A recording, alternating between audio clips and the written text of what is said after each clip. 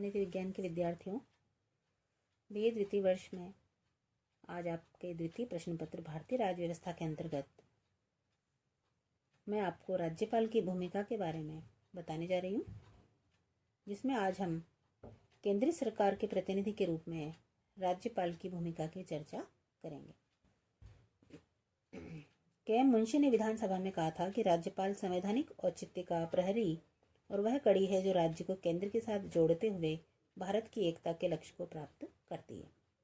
केंद्रीय सरकार के प्रतिनिधि के रूप में राज्यपाल के द्वारा निम्नलिखित कार्य किए जाते हैं, जिनमें पहला है भारतीय संविधान के अंतर्गत केंद्रीय सरकार और राज्य सरकार के बीच सद्भावनापूर्ण संबंध स्थापित करने की आवश्यकता पर बल दिया गया और अनुच्छेद 256 तथा 257 में कहा गया कि इस दृष्टि से केंद्रीय सरकार राज्यों की कार्यपालिकाओं को आवश्यक निर्देश दे सकती है।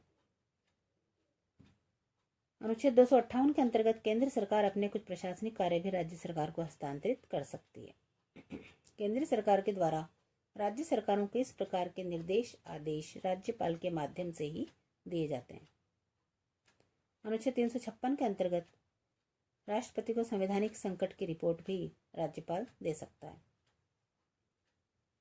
दूसरा जो मुख्य कार्य है जो राज्यपाल के द्वारा किया जाता है, केंद्र सरकार के प्रतिनिधि के रूप में राज्यपाल का एक महत्वपूर्ण कार्य राज्य के संबंध में समय समय पर राष्ट्रपति को रिपोर्ट भेजना है।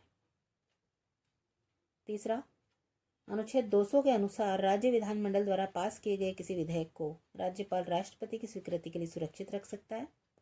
उदाहरण के लिए संपत्ति के अनिवार्य अधिग्रहण या उच्च न्यायालय की शक्तियों को कम करने से संबंधित विधेयक राज्यपाल के द्वारा राष्ट्रपति की स्वीकृति के लिए सुरक्षित रखे जाएंगे।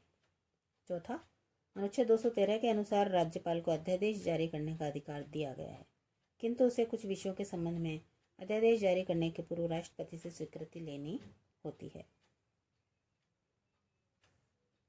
संविधान निर्माताओं के द्वारा तो संभवतः सोचा गया था कि राज्यपाल की प्रथम भूमिका राज्य के संवैधानिक अध्यक्ष के रूप में तथा द्वितीय भूमिका राज्य में केंद्रीय शासन के प्रतिनिधि के रूप में होगी, लेकिन व्यवहार के अंतर्गत अनेक बार राज्यपाल की ये दूसरी भूमिका अधिक महत्वपूर्ण हो जाती है।